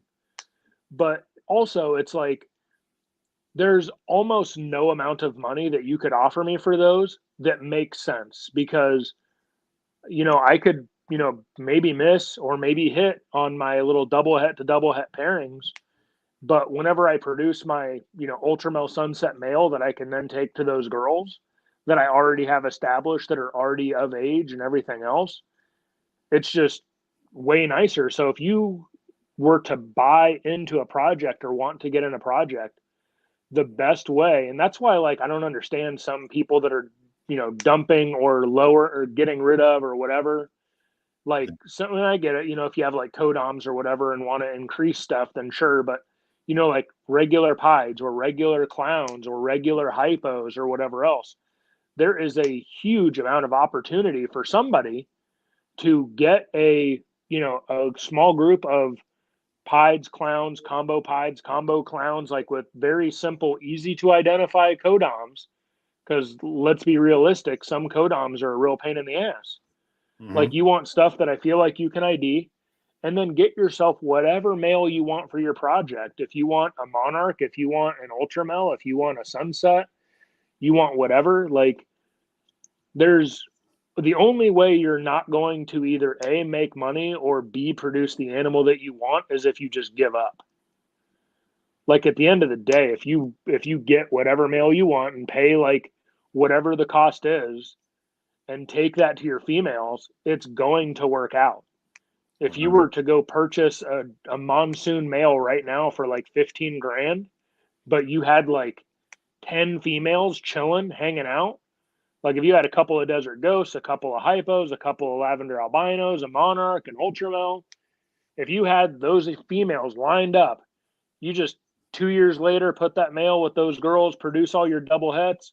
2 years later from that, bam, you're making the coolest stuff you could possibly make. I love it. Like it's just And that's like I that's don't the way a understand lot why of more people people don't do build that. their projects. And I Yeah. don't think what you just said, honestly, I don't think a lot of, unless you get one of the people up there, like higher up, to really mentor you, I don't think a lot of people, one, think about that, or two, really take into account. So like a couple of my friends got into really high projects this year, right? They're being mentored by the right people. They said, look, this this animal costs like, I don't know. I think it was strangers. So strangers are still what, like Couple grand. 5 Yeah. grand, something like that. And they paid the stranger off right away. And they're like, well, they got a male. And he's like, look, if I were you, what I would do is find every female you have that's either has a recessive or has some stuff that hasn't been touched in stranger or isn't overloaded in Mm-hmm. stranger, right? Make your money back by putting it to everything that's getting ready to go. Steal the clutches Yeah. and just work the project really hard this year, really hard next year, and then put your focus into it. Oh yeah, for 100%. Yeah. That's all you. That's really all you have to do. Like there's, and because like I said, if you like when I did have like one pair of the Ultramel sunsets up, like I had them. I think I had them listed at either like 10 grand or like 12.5 or some like stupid number because that's what it would take for me to sell those at the time. Yeah, like, and once she got to like over 300 grams, I was like, nope, you're not for sale anymore. I had one person hit me up and they asked me if I would let go of another female to sell like 1.2. Like, no, like there's no shot that I'm going to do that. Like, it just, because then I have a pair left, for myself. Like, it's just ain't going to happen, and Right. but like the only reason why I mention that is because, dude, like you could go buy a sunset male for $5,000 or less, and you could go buy an ultra male female. Like if you're buying babies, you could buy one for $500 or less. You could find one with some codom combos. Like, dude, you could be into like a project to produce double hets, for sunset ultra male for 5-6 grand, easily.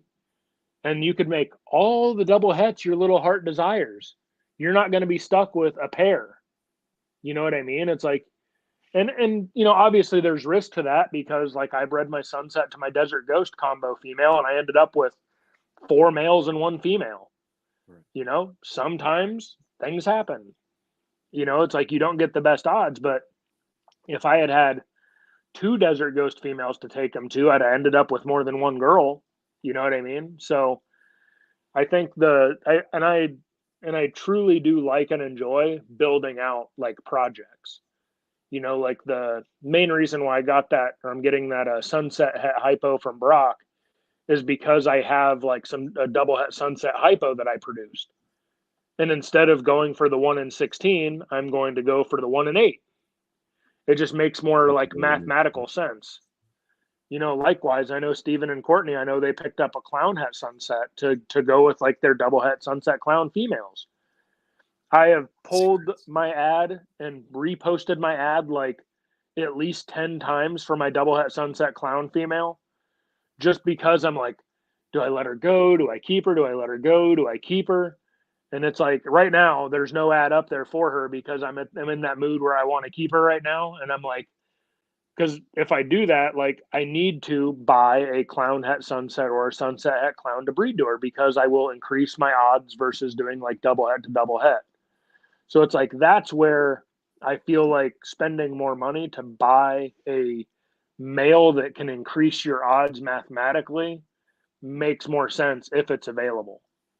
Like, and I think that that's just the better route to go because you're taking less of a gamble.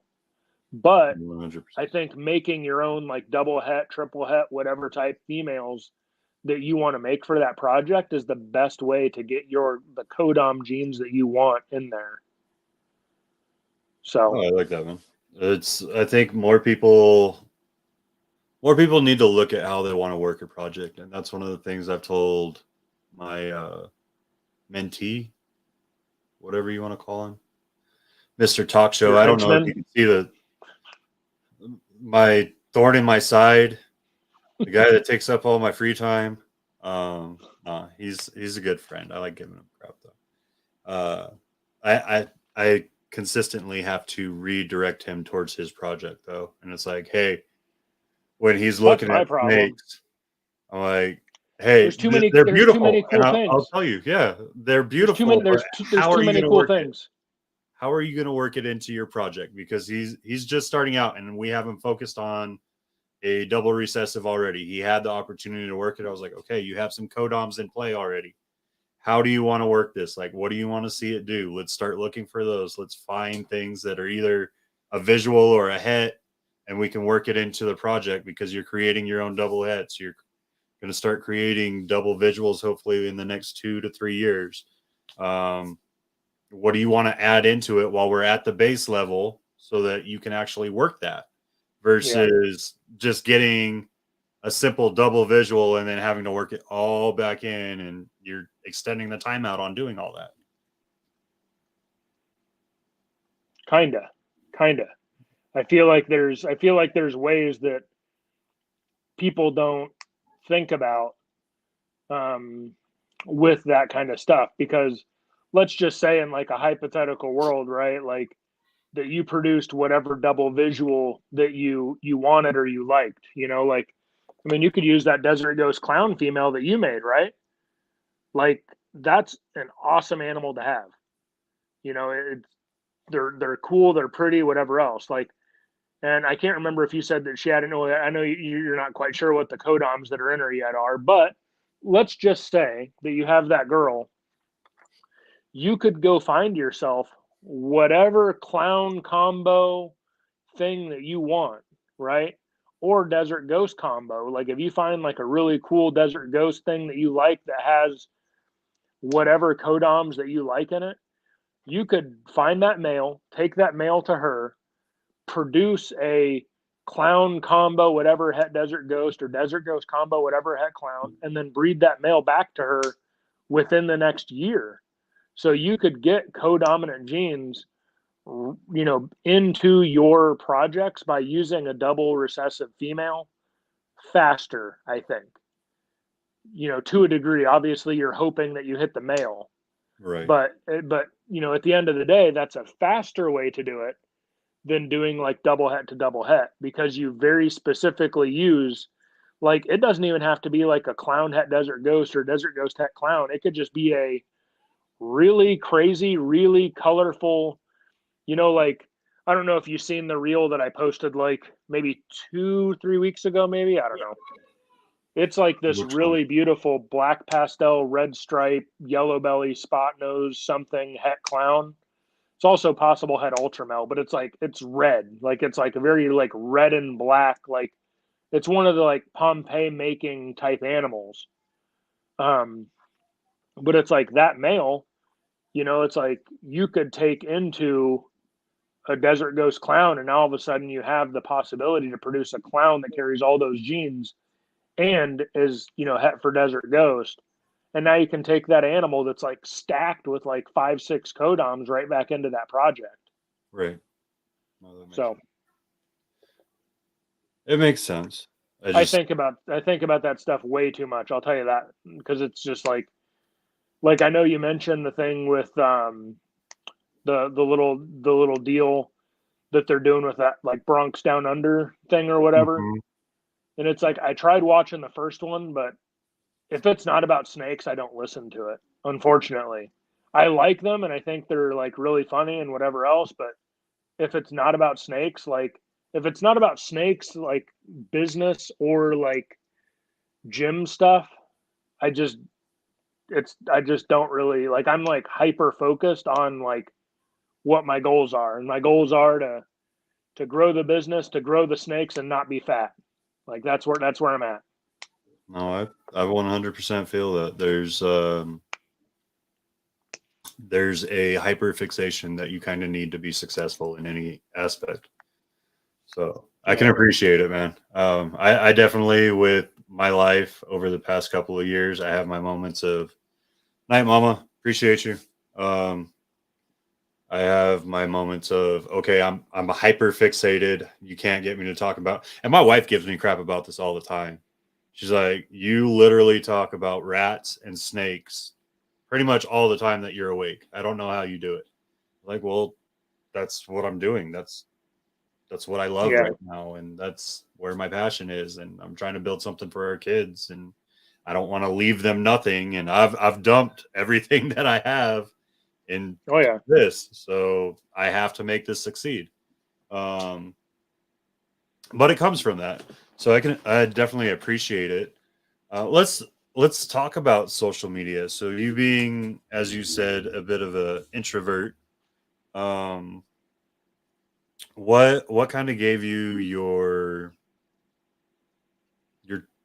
ideas for the way you do things on social media? Because if you look at your reels or you look at kind of like your interaction on Instagram or even Facebook for that matter, you wouldn't necessarily pick up that you're introverted. Like you seem very, I'm not going to say bubbly, but like very, very outgoing in the way you present yourself. I was like, I don't think anybody's ever called me bubbly. No, but so for me, it's like it's showing off the snakes. Like that's what it's about.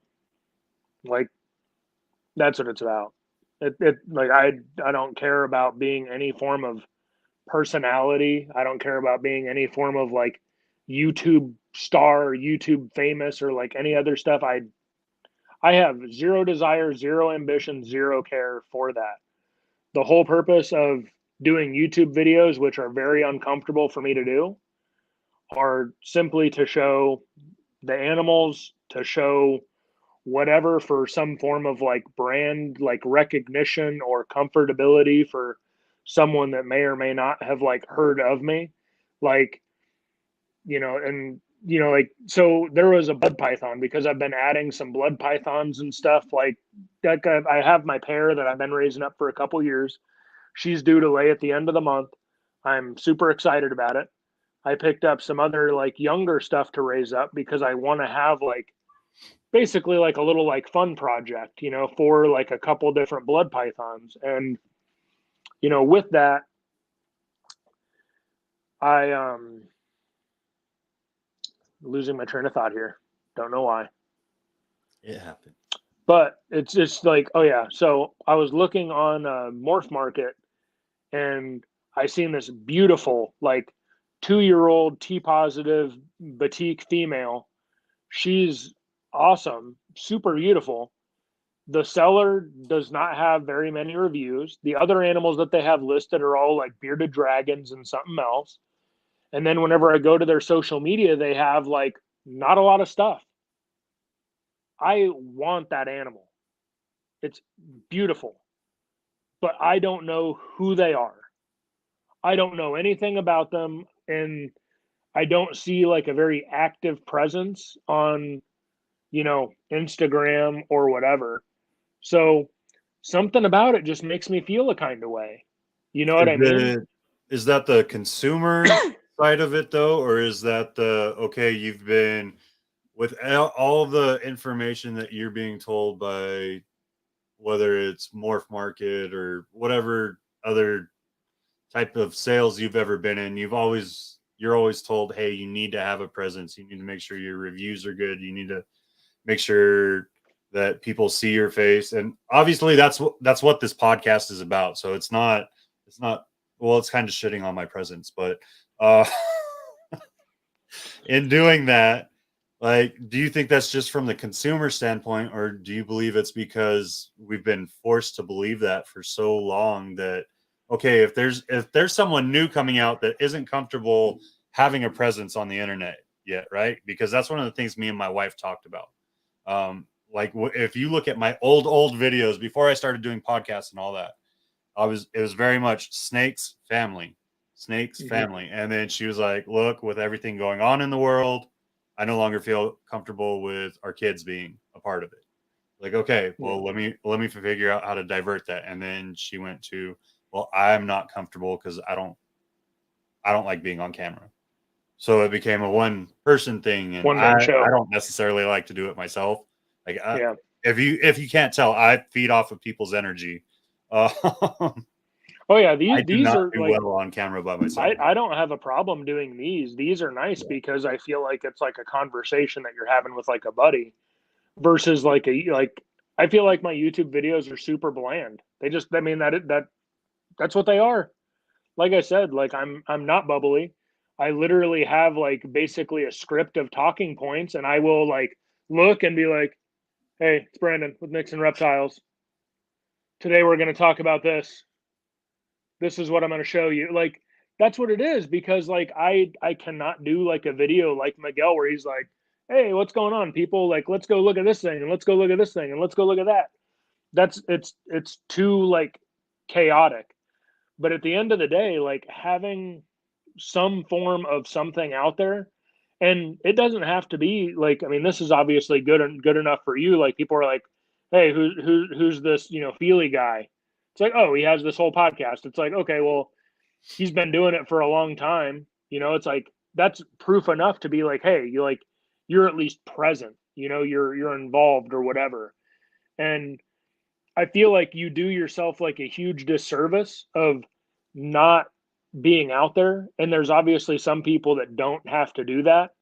Like I very much so would like to be like Levance and just not do nothing ever. And then like, I don't know, once every like blood moon, you just show something cool, and then people lose their mind about it for a couple months. And then by the time that next thing comes around, you're like, here's this other really cool thing.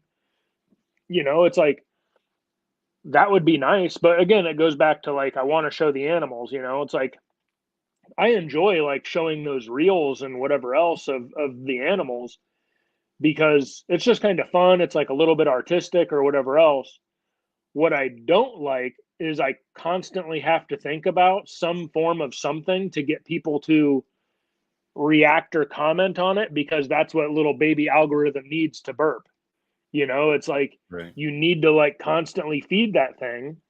You need to constantly have some form of like talking point or engagement or whatever for it to be useful, because it really sucks when you're putting a lot of effort and energy into like recording things or making things or doing things, and then like nobody sees it or whatever. And it's just like, dude, like, I'm trying to put this out there for people to enjoy. Like, there's some stuff that like, people that I talk to regularly or whatever, like if they post, like I'll just throw like a quick comment on it or whatever, whether or not I feel any kind of way about it specifically, because I understand that a simple comment or a simple like on somebody's thing will promote and engage their product or their animals or their whatever.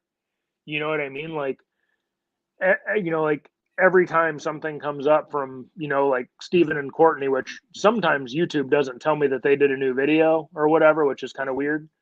But like every time they put up a new video, every time they do like a new post or whatever else, it's like, they're like my little sunset buddies, so it's like they post something up, it's, like and comment or whatever, because at the end of the day, like, I know how important the likes and comments, as dumb as they can be, will help show their stuff to more eyes, which in turn shows their sunset stuff or their project adjacent stuff to other people.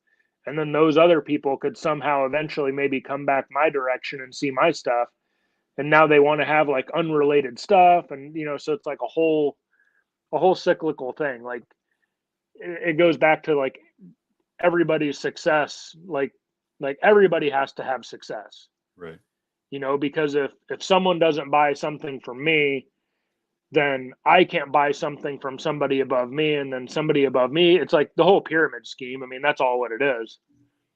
But at the end, people from all levels need to be successful. The person that just started out needs that person that's buying a pet animal to buy that pet animal. The person that's above them, that's slightly advanced, that's like making, whatever they're making, they need to be able to make that sell to that person that just sold their little pet animal to somebody else. And then so on and so forth, up the little food chain it goes, because that's how, people grow their collections. That's how people expand, the things that they're working on. It's money, unfortunately, doesn't grow off of trees or fall out of the sky. It's like you need to be able to, to get the resources to further your projects and further your collections, and that's just how it goes. Same thing with like ARS or whatever, like all the Cajun companies. It's like, you need to, generally speaking, unless you just have some investor or whatever, you need to be able to make sales in some kind of way, shape, or form, to be able to purchase enclosures, to be able to purchase all the stuff that you need to do things correctly. I No, think. I don't know. absolutely. No, I agree. I completely agree. Let's kind of dive into one of your old passions. I didn't know your first pet was a rat, Yeah, they're and cute little bastards. you're now breeding rats. What are some of the things that you've learned from taking it from like a pet keeping stage to a production stage to ensure that you're able to take care of all animals? Well, I breed ASF and mice, Okay. so I like, like I said, I don't feed live rats to my stuff. It just, you know, like most of the babies too, they'll take like a frozen thawed rat. Like every once in a while, like I'll just thaw out like a couple of, weaned rats or whatever, and offer it to them, and most of the time they'll take it. Like if a snake is a good feeder, they're a good feeder. It really doesn't matter what they're eating. If they're eating food, they will eat whatever you offer it. That's kind of what it comes down to. But I mean, rats are pretty easy to take care of. You know, the softers are pretty easy to take care of. Every once in a while, it's like I do wonder. I'm like, what's going on? Because sometimes you'll just have like a bunch of like little baby deaths, and you're like, dude, like what is going on here? Y'all have food, y'all have everything you need. Like I got First time the moms are chaotic. well, so whenever I was looking into what ARS rack to get for the rats, because I built my own rodent racks first, and I used like the little PVC siding that like Sal Gomez showed on his YouTube channel, and that stuff's Mm-hmm. awesome. I love it. My racks turned out awesome. I didn't have any problems with anything. The bigger problem that I did have was the fact that like the tubs are like this high and they're also like 20 inches wide. So that's a lot of room for those little suckers to be jumping out and being all crazy.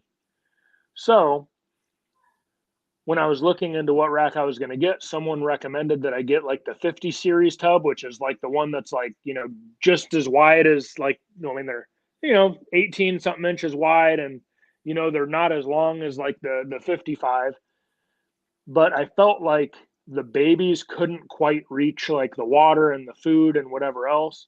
And they were doing fine, but I always moved them back to my homemade racks for like in the wean stage, and most of the time it did well. But then I've had like other situations where I open up a tub and there's just like a bunch of dead babies and stuff like that. And it's like, I don't know if that's because my ratios are too, like, they were just like off or whatever, like too many females to males, or too big of a colony or whatever.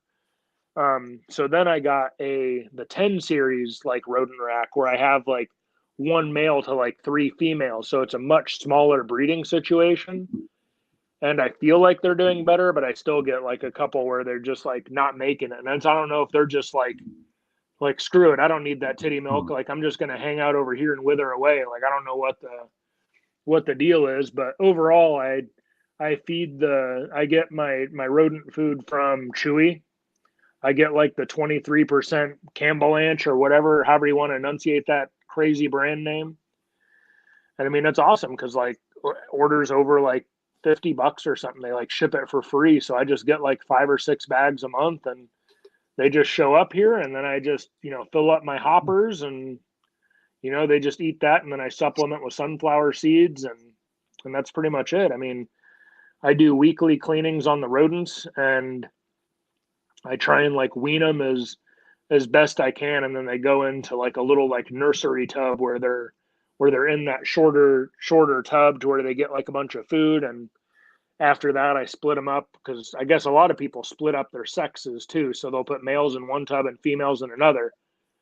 And it's like, so I've been doing that for probably the last like month, because now I'm using that 50 series tub or rack solely as like a grow out rack. I have a couple of like colonies that are still together because they were like really big colonies. But I'm eventually going to weed those out, and then it's just going to be strictly for grow out. So that way I have like literally food weeks on end, like ready to go. So No, it makes sense. ASFs they're a different one, man. Like I have like 7 colonies, but yeah. I do pretty big colonies. Like I do a 2 to 20 ratio. See, Um, and it's like I think some of mine were like not quite that big, because I know you use those like big old cement mixing tubs, right? Yeah. So these are about half as wide. So, but I would definitely have like 2 males to like 8 or 10 females in those tubs. And I know that that's like, because I know like a lot of the people in some of the like discords and stuff I'm in are saying like 2.6, or whatever. So it's like, I just don't know if the females are getting like overran, which is why I decided to go to the smaller tubs, because I'm like, hey, like if I have them in these smaller tubs, I can only do like one male to two or three females, So yeah. it's like I'm hoping that kind of changes things around as far as like the miscellaneous casualties by having a smaller, I guess, breeding group. No, So it makes sense. I think the hardest thing when you have a bigger group is you really do have to kind of pull them. Wean efficiently. You have to wean them a little bit early. Like, yeah, a lot of them say, hey, wait for the ears to pop, or however you want to put it. yeah. As soon as I see them kind of hopping around and they're taking dry food on their You're own, ready. I pull them, and then so I'll pull everything. I won't sex it, and I put it in tubs across from the parents. So like, if this is the parent, I have a rack right here. All the babies go into this one. I grow them up. The tub underneath that, I'll leave all the females in the top one. I'll put the males in that, so that I know when I go back to rechange colonies, I'm not doing the same bloodlines and all that. I'm still trying to figure that stuff out, because I feel like there's people that have like a very good system. Like I seen a video the other day, American Made Exotics, that dude. I want to say his name is Mike. I can't remember. I feel bad not remembering. But his video that he did on his rodents was like really good. I felt like he was like basically saying like, if it's like over in this side, it's like that's like the youngest, and as they get older, it goes down. Like he had like a really good system of how he did it, and it's like, and I wish I could like wrap my brain around doing that or setting that up. I feel like I have it, but also whenever I set up my new colony, I set it up in a way where I just set up existing colonies in these other tubs, and then I started new colonies in these other tubs. So it's like there's some new ones down here, there's some old ones in the middle, there's some new ones up top, so it's like it's not as structured as I would like it, and that like I just need, basically is what it comes down to. So your AirPod just died. It did just die. Oh, man. I found it sitting on my coffee table before I started. Yeah, I lost you for 2 seconds, whatever you just said, because the AirPod died. Oh. No, I was just saying that like I want to figure out that structure, because I just feel like it's beneficial, and it's, like, and I was talking to some people too, it's like they basically they'll use like a colony for like 4 months or something, or 6 months, which I feel like that's not a long time, but maybe it is. Like I just know like when the breeders start looking a little haggard, it's like time to go.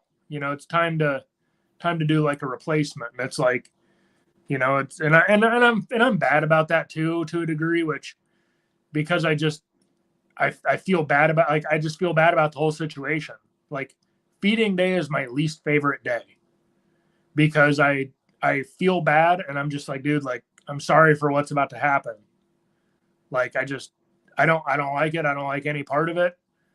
I like the fact that my tubs are the gray ones, because I can just drop it in there, and what happens between the rodent and the snake is between them and Jesus. Like I don't need to be a part of whatever that situation is. Like I feel you on that one. I like when the guy I'm teaching is here on feeding nights, because I'll be like, hey, I need this in this size, and that'll go to these females, and then I just kind of walk away.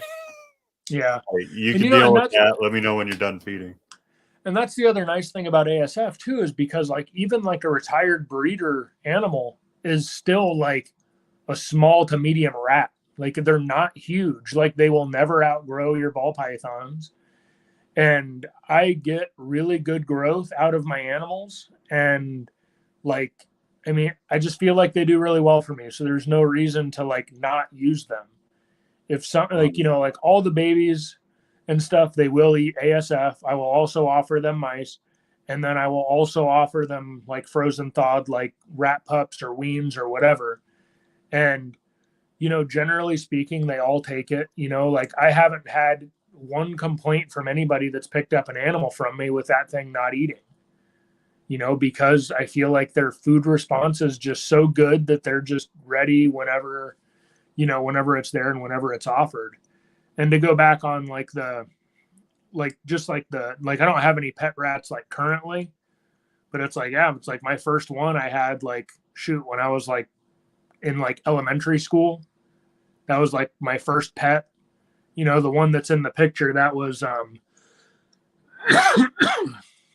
Penelope. She's one that I actually got from a buddy of mine that bred rats for his snakes in California. And I'd just go over there to hang out, help him clean rodents, whatever, just because he was like one of my buddies. And, he had that rat one day, and I was like, man, like I kind of want another little pet rat. So I put this thing in my backpack and was, spend a 45-minute ride on the motorcycle going down the freeway with this rat just hanging out in my backpack. And she lived for I think she was like 3.5 years old when she finally kicked it.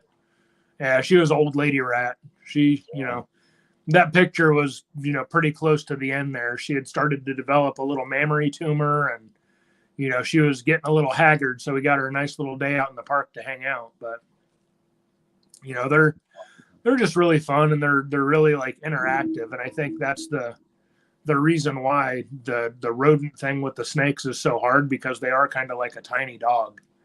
I feel like they generally do care about you. The snakes, they could care less about you. They tolerate our interaction. Like if they, they'll be curious and stuff when they're out because it's a new experience for them. But I don't think that they really enjoy being held or enjoy whatever. They enjoy cruising around whenever you let them just have free reign. But I don't know. 100%. I know it's one of the things I talked to Michael Graham about when I had him on in the past, and one of the things that me and Mike down in the comments, talk show, whatever you want to call him, it's one of the things that we took from that is we spend the time with our rodents, and we still treat them as pets essentially, which makes it a lot harder to feed them. And that's why I have him feed mine. Mm-hmm. And when he has to retire breeders, he brings them over and I retire his breeders for him, so he doesn't have to do it. But it's something I don't want to do because I have personal time with every one of these animals. Yeah. And it's definitely. I felt super bad. There was about owning snakes, 100%. Yeah, there was one little ASF that I produced a while ago. I named her Kinky because she had a little kink in her tail. And, I seen her when she was a little baby rat, and I was like, man, this sucks. I'm I'm just going to raise you up to be a little breeder or whatever. You're not going to be offered any of the babies. And, she made it through the range. She got retired, I don't know, probably 2 months ago now or so. And I felt terrible doing it. Because she specifically I remembered because she had her stupid little kink tail. The other ones I couldn't pick out of a lineup, but it's just rough because they're just, I mean, even the ASF mine, they're all friendly. I don't have any issues with any of them biting or being weird or anything else. They're just little guys hanging out, and I love giving them their little sunflower snacks and whatever else. I do sunflower seeds and carrots for them on cleaning night. So on cleaning night I'll get, I don't know, 5 basically 10 pounds of carrots. I'll chop them up, and each tub will get a little handful of carrots. Each tub gets a cup full of sunflower seeds, and then I go through once or twice through the week and replenish their sunflower seed bounty. So it's they're living large while they're here. It's just an unfortunate event that's what they eat. But 100%. The same thing happens for us, man. It's there's we're out in middle of nowhere Maryland to a degree. We got a bunch of farms and stuff like that around here. You can go around here and go see cows and goats and all kinds of chickens and whatever else, and it's they're cute, they're fun, they're nice. Yeah, exactly. They taste good too. Yeah. And it's a very unfortunate event that, for the sake of sustenance, something has to go, and it's a vegetarian could tell me every day of the week that the reason they're a vegetarian is because it's healthier for you and whatever else. And they're lying to themselves. I think, that's just my whatever opinion. But if they tell me that it's sad because an animal has to die for them to eat, I fully believe I get it, I understand that, and I can completely respect that, that position. You don't want to do it because you don't want something to die for you. I understand. I fully support your decision. But when you tell me it's better and we're meant to eat plants and all this other stuff, I'm you're lying. Our little fangs are shaped a certain way for a reason. It's to like rip and pull meat off of stuff. Like, I don't know. That's a whole other side tangent, but either way, it's just an unfortunate circle of life situation. Evolution talk, only on Outside the Clutch. Yeah. So if you had something that you wanted to leave everybody with, especially those just kind of coming in, you have some advice or like a way to really teach people how to start it out the right way instead of what we always do, right? Which is like just look and grab and gimme. But like if you were setting someone up for success and they said, "Hey Brandon, I'm just getting into this," what would your advice be for that person? I mean, I think everybody should work on stuff that they like. Like, find out what colors you like, find out what patterns you like, find out stuff that you like. Because if you work the project that you like, one, you're going to enjoy it a lot more, but also eventually you're going to make something from that project that, you know, that can be project adjacent and whatever else towards like other people. Now there's some stuff that just doesn't make sense. Like, why would you want to work like a lavender albino hypo or an albino hypo or what? There's some stuff that just like, it just doesn't make sense. Like, there's better uses of your time, you know, for sure, you know, but like build out like your own projects, you know, like make your own stuff. Like, if you can do things to increase like the odds, like sure, by all means, but build out your own projects and work on like the stuff that you like, because at the end of the day, you kind of are like your first customer. You know what I mean? Like, you want to make like holdbacks and stuff to grow your collection. Anything that isn't a holdback, you know, is ideally used to be able to purchase something that you missed or purchase something for like that project or other projects or, you know, whatever, you know. So 100%. I don't know. It's mostly just building out your own projects and using your eyes, you know, like I know, you know, obviously he's, you know, the top dog, you know, Justin, you know, but he said like in a lot of his interviews that back when he started, like there was a lot of craze with all the co-dominant stuff, and his uncle or whoever invested in his stuff was like, hey, like, what about these lavender albinos and these clowns and these pieds and whatever else? Like those things are really pretty. They're really pretty and they're harder to make.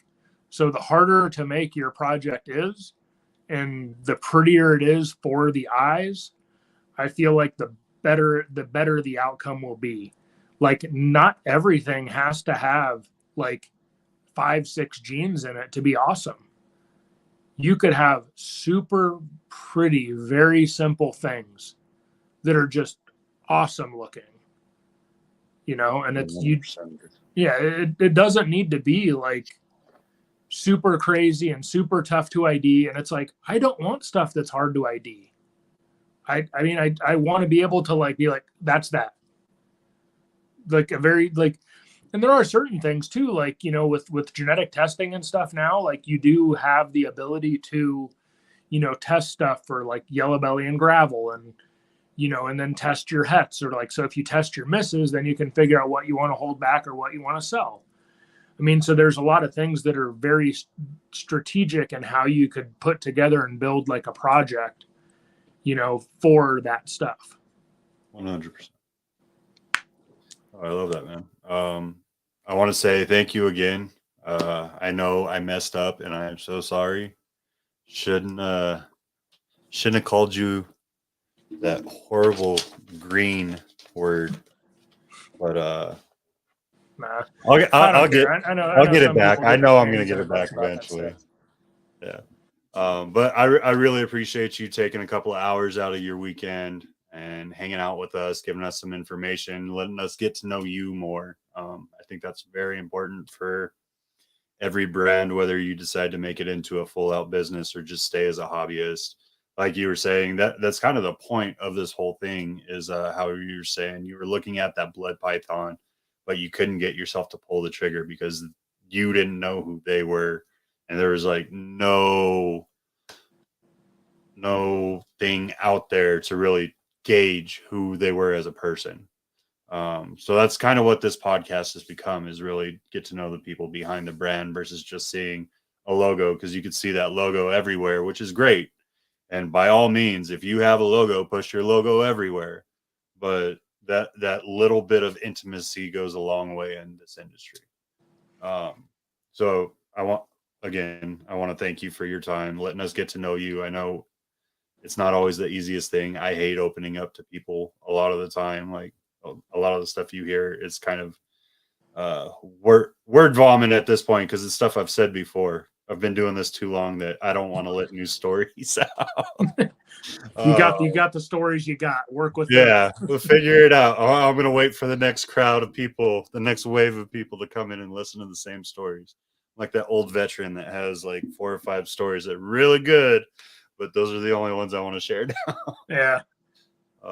But I really do appreciate your time. I love what you're doing with your projects. The more I dive into all your social media, your reels are on point, dude. Like I don't care if it's just for fun. I think you create some of the best reels in the industry.